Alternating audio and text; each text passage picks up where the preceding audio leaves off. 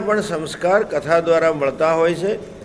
ખૂબ આનંદની વાત છે કે જાન્યુઆરી 17થી આદરણીય શ્રી પૂજ્ય રમેશભાઈ ઓઝાની કથાનું આયોજન છે।